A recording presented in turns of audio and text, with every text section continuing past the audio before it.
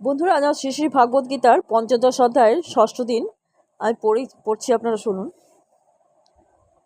তারা যথার্থ যোগ পন্থা অনুসরণ করছেন, তারাই কেবল আত্মা, জগৎ এবং পরমাত্মাকে উপলব্ধি করতে পেরেছেন। পক্ষান্তরে বলা যায় যে কৃষ্ণ চেতনায় যারা শুদ্ধ ভগবত ভক্তিতে নিযুক্ত ভক্তিযোগী হয়েছেন, তারাই কেবল উপলব্ধি করতে পারেন কিভাবে সবকিছু ঘটছে। শ্লোক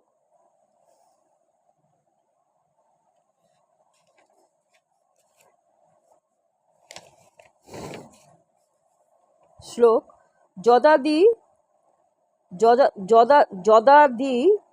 তগতং তেজো জগৎ ভাষয় তেহ লিখম যচন্দ্রমসি যাচ্চগ্ন তত্তেজ বৃদ্ধি মামকম। শিল প্রভুপাদের গীতার গান। এই যে সূর্যের তেজ অখিল জগতে চন্দ্রের কিরণ কিংবা আছে ভালো মতে, আমার প্রভাব সেই আভাসে হয়, আমি যাকে আলো দিই সে আলো পায়। অনুবাদ: সূর্যের যে জ্যোতি সমগ্র জগৎকে উদ্ভাসিত করে তা আমারই তেজ, এবং চন্দ্র ও অগ্নির যে জ্যোতি তাও আমারই। তাৎপর্য: যারা নির্বোধ তারা বুঝতে পারেন না কিভাবে সব কিছু ঘটছে। ভগবান এখানে যা বলছেন তা উপলব্ধি করার মাধ্যমেই যথার্থ জ্ঞানের সূচনা হয়। সূর্য, চন্দ্র, অগ্নি এবং বৈদ্যুতিক শক্তি সকলেই দেখতে পায়। মানুষকে কেবল এটা বুঝতে চেষ্টা করতে হবে যে সূর্যের উজ্জ্বল জ্যোতি, চন্দ্রের স্নিগ্ধ কিরণ, বৈদ্যুতিক আলোক এবং অগ্নির দীপ্তি সবই আসছে পরম পুরুষোত্তম ভগবানের থেকে। জীবনের এই ভাবধারায় কৃষ্ণ চেতনায় সূচনায় এই জড়জগতে বদ্ধ জীবের প্রগতি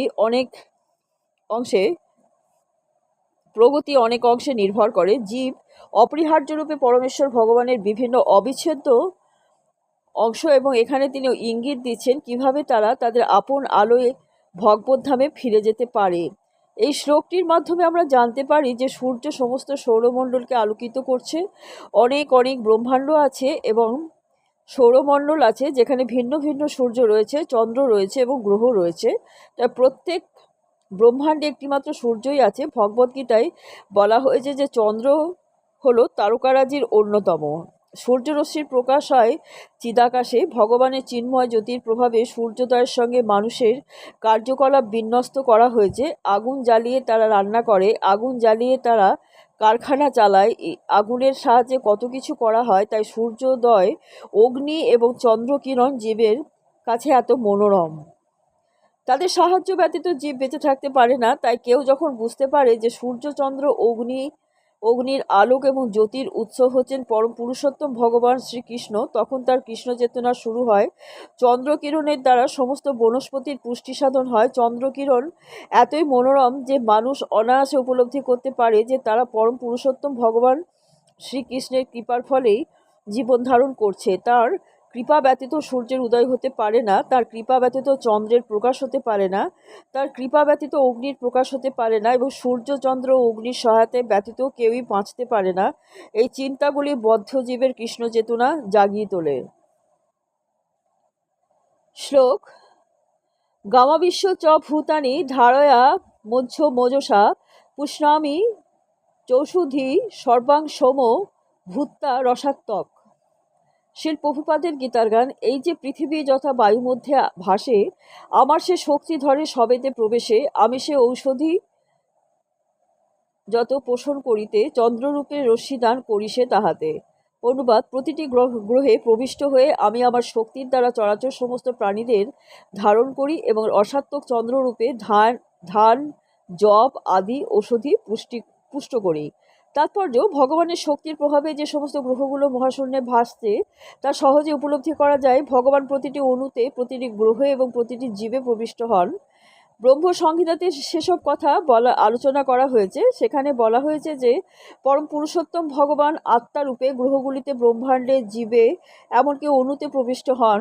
সুতরাং তিনি প্রবিষ্ট হন বলেই সব কিছু যথাযথভাবে প্রকাশিত হয়। দেহে যখন আত্মা থাকে তখন মানুষ জলে ভেসে থাকতে পারে, কিন্তু আত্মা যখন এই দেহ থেকে চলে যায় এবং দেহটার যখন মৃত্যু হয় তখন দেহটা ডুবে যায়। সেটা যখন পরে ফুলে ফেঁপে ওঠে তখন অবশ্য তা কাঠ বা পাতার মতো ভাসতে থাকে, কিন্তু মানুষের যখন মৃত্যু হয় সে তখনই জলে ডুবে যায়। তেমন এই সমস্ত গ্রহগুলি মহাশূন্যে ভাসছে এবং তার সম্ভব হচ্ছে পরম পুরুষোত্তম ভগবানের পরম শক্তি তাতে প্রবিষ্ট হয়েছে বলে। তার শক্তি সমস্ত গ্রহগুলিকে এক মুঠো ধূলিকণার মতো ধারণ করে আছেন।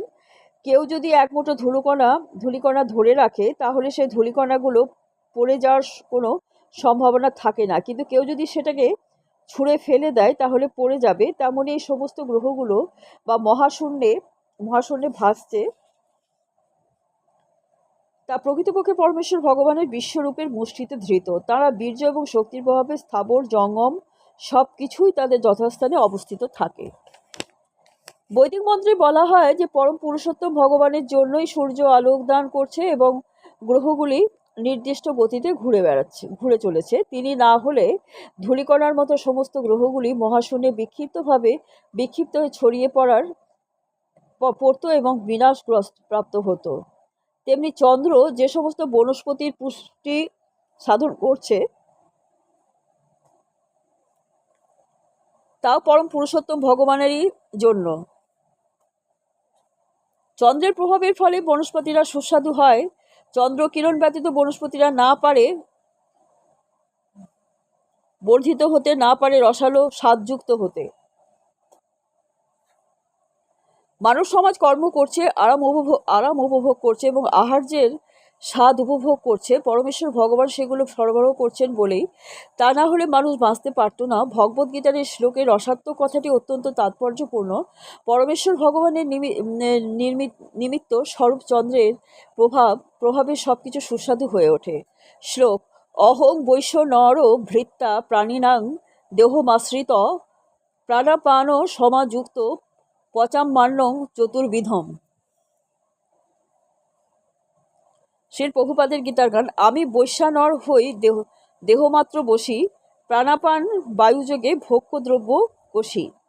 অনুবাদ: আমি জঠরাগ্নি রূপে প্রাণীগণের দেহ আশ্রয় করে প্রাণ ও অপান বায়ুর সংযোগে 4 প্রকার খাদ্য পরিপাক করি। তাৎপর্য: আয়ুর্বেদ শাস্ত্রের মাধ্যমে আমরা জানতে পারি যে জঠরে এক রকমের অগ্নি আছে যা সমস্ত খাদ্যদ্রব্যকে হজম করতে সাহায্য করে। সেই অগ্নি যখন প্রজ্বলিত না থাকে তখন ক্ষুধা থাকে না, এবং অগ্নি যখন ঠিক মতো জ্বলতে থাকে তখন আমরা ক্ষুধার্ত হই।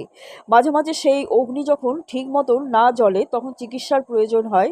এই অগ্নি হচ্ছেন পরম পুরুষোত্তম ভগবানের প্রতীক। বৈদিক মন্ত্রেও প্রতিপন্ন করা হয়েছে যে পরমেশ্বর ভগবান বা ব্রহ্ম অগ্নিরূপে উদরে অবস্থিত হয়ে সব রকমের খাদ্যদ্রব্য পরিপাক করান।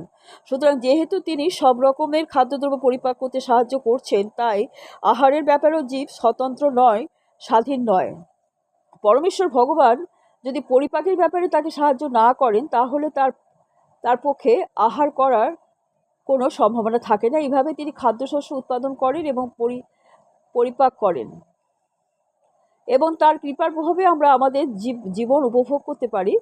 বেদান্ত সূত্র সে কথা প্রতিপন্ন করে বলা হয়েছে যে শব্দাদি ভোহস্থ প্রতিষ্ঠানাচ্চ, ভগবান শব্দের মধ্যে এবং শরীরের মধ্যে, বায়ুতে, এমনকি উদরে পরিপাক শক্তিরূপে অধিষ্ঠিত।